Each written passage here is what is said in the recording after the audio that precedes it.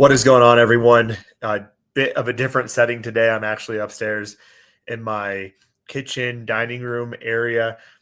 We had our basement flood, and so we have contractors downstairs, which is where my office is at. So I don't have my normal setup, but I did want to get a quick preview out to you all for the WNBA finals. Again, apologies for the setup here, but want to make sure we talked a little bit about this game.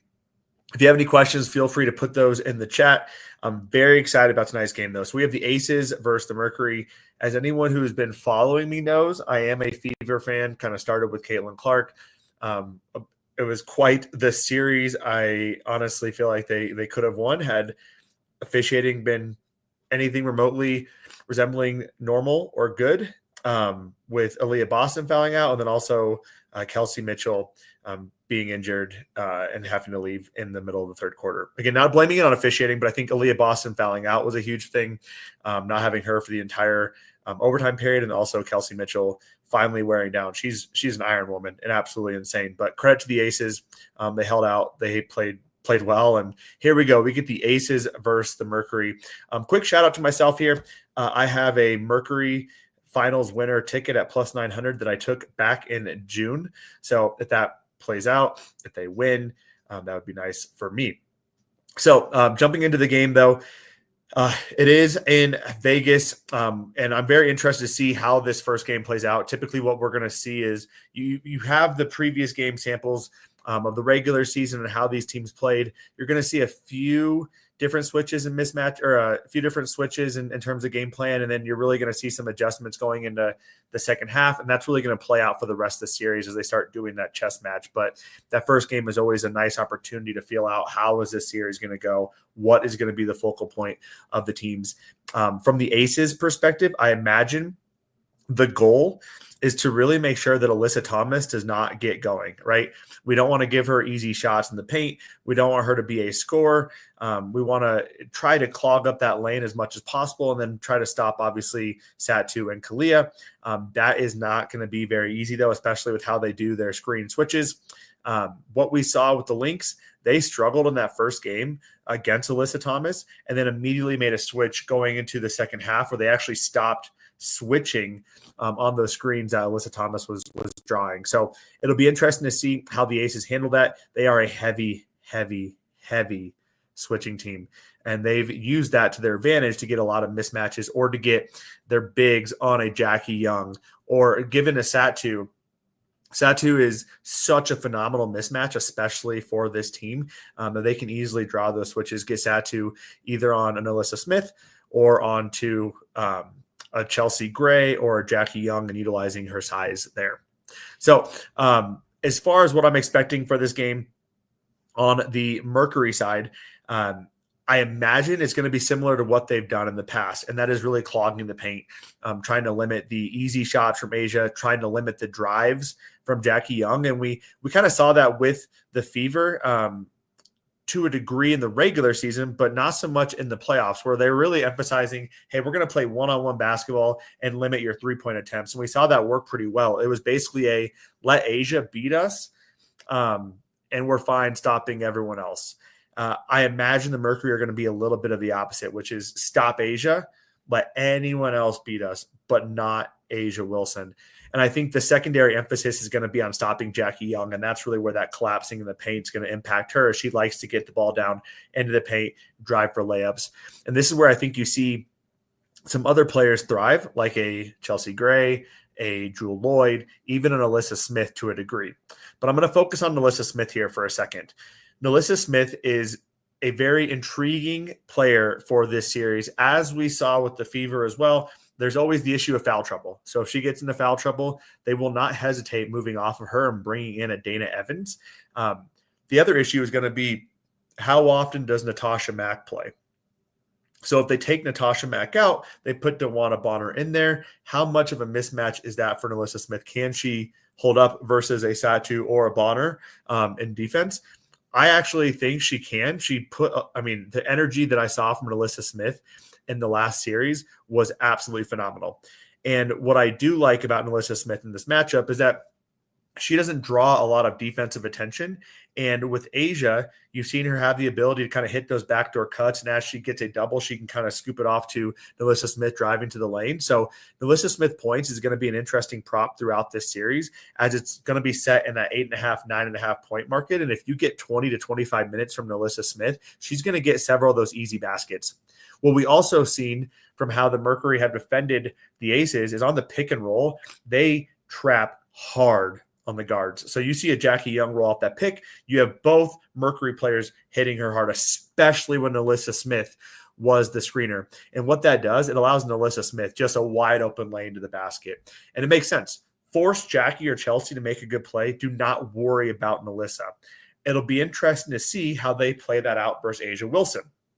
You can't just leave Asia Wilson a lane to the basket. And so I imagine it's going to be relatively dependent on that screener. If you see a NaLyssa Smith coming up to screen, you trap heavy. If you see an Asia Wilson, you're going to drop heavy.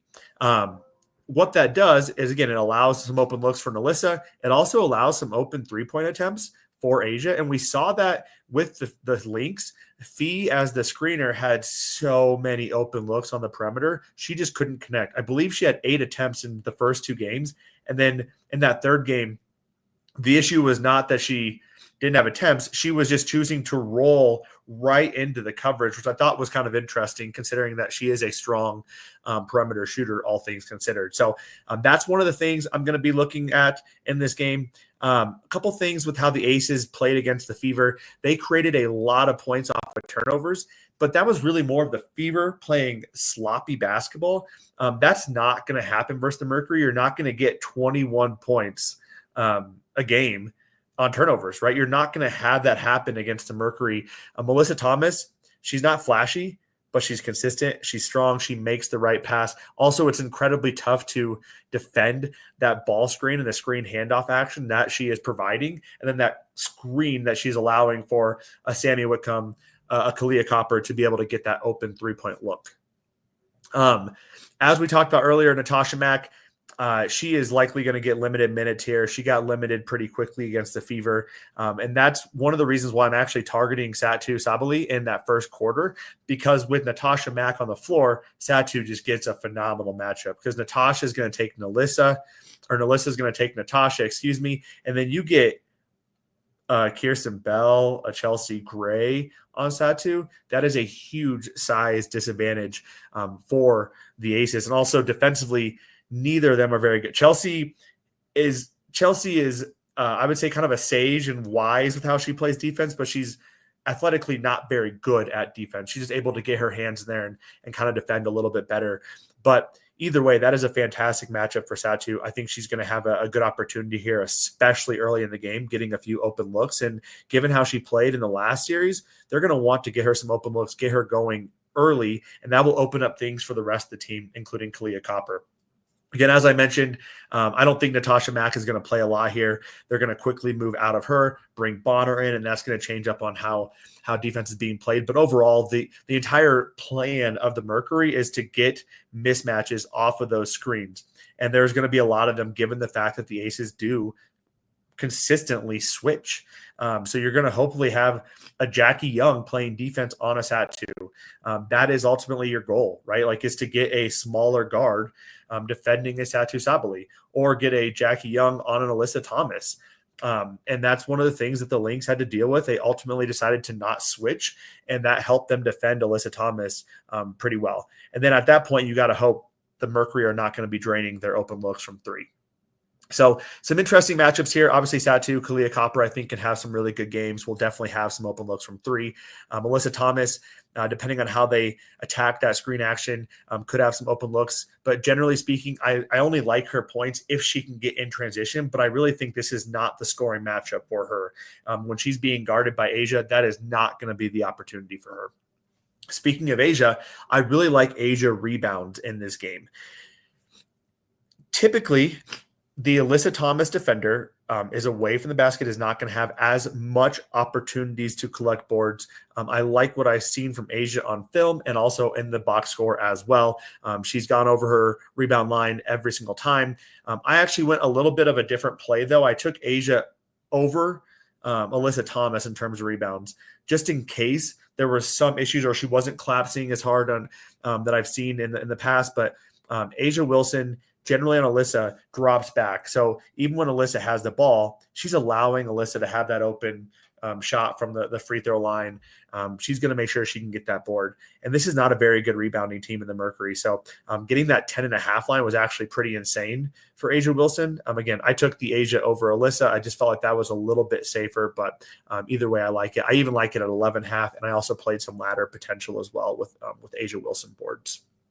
As far as assists go, you all know potential assists is my domain. One of the interesting things we saw play out at the end of that series was really Jackie Young being that facilitator. And Jackie Young is absolutely on fire right now. She has been playing out of her freaking mind. And I imagine if you're the Aces, you want the ball in her hand. When she is able to get to the lane and dish out, and be a scorer and a facilitator, that's really your best version of the Aces, and allow Chelsea Gray to kind of be that third option. When Chelsea Gray is the primary facilitator, you don't get as much of that usage from Jackie, who is a younger, more athletic, better player at this point in her career. So Jackie had 20, I believe, PAs in her last 2 games on average. So I'm looking at her assist in this game. Again, this is the Aces, though. They could come out with Chelsea Gray. Either way, you're generally going to get at least 15 from each of them, but I do like Jackie Young in this. We've also seen a bump from Asia in potential assist against the Mercury, kind of how they double her at times, but also just her being very smart about where some of the other players are on the court. And then really just the last thing I want to call out here, Alyssa Thomas has not been facilitating as much. And I don't think it's not as much about Alyssa Thomas not facilitating as much as it is about the Mercury making the right extra pass each time. And so in the regular season, you saw Alyssa Thomas kind of stand there, pop it over to Sammy, shoot. Pop it over to Bonner, shoot. Pop it over to Copper, shoot. What you're seeing now is pop it over Copper, pop it over to Bonner, shoot. And so you're getting a lot of those secondary assists, but not a lot of those primary assists. So not as good of a matchup for Alyssa, statistically speaking, which kind of makes it interesting from a MVP discussion. If you think the Mercury can win this series, and I do, I think they play such an aggressive style of basketball that will keep you into most games. You have to look at like, what if Satu goes off for 25 points in each of these games? That's a solid MVP candidate. Or on the flip side, the attention is going to be on Asia for the Aces. So what about a Jackie Young at plus 2,500? So I think those are two kind of little long odd MVP candidates that I like for this game or for this series. I did not like a lot of the series props. I didn't find those to be overly advantageous in terms of like leaders, but I'm going to take another dabble into see what some of the series average props are and see if that's something I might want to hop into as well. But really looking forward to the game. I'll be breaking down potential assists after the game and sending those out to my Discord, and then also putting out another write-up for you all, hopefully by tomorrow morning. So if you like this content, as always, please make sure to like it, retweet it, like my Discord's X channel, Parlay Ole Bets, or like my X channel. And if you really like the content I'm putting out, why don't you just check out our Discord? We usually have generally some discounts going on right now. It's still NFL, gets you 50% off. We're going to get ready for NBA season. We have a lot of great content coming up and a lot of great plays. Last month alone, we were up 48 units on the month. That was a big chunk of what I did from a WNBA and NFL perspective. Will Zan was putting up a 30% ROI on college football props, which is actually insane. And then I had a 12% ROI on my WNBA and NFL props. So if you want a place that has transparency, honesty, consistency, every single play tracked by a third party and posted daily, wins, losses, doesn't matter. We always post it. Clean slips, clean links, provided days in advance whenever we possibly can. We're the place for you. $25 a month at Parlay Ole Bets. So if nothing else, though, appreciate you tuning in. Hope you enjoyed the content. I will try to get a live stream out either tonight or tomorrow, breaking down the Sunday NFL slate. I am flying solo parenting this weekend, so it is just me and my kiddo. So time will be a little bit less this weekend, but I will try to get out a live stream for the football games on Sunday. So anyways, Appreciate y'all. Let me know if you have any comments or suggestions for things I can improve. And as always, have a great day, y'all. Thank you.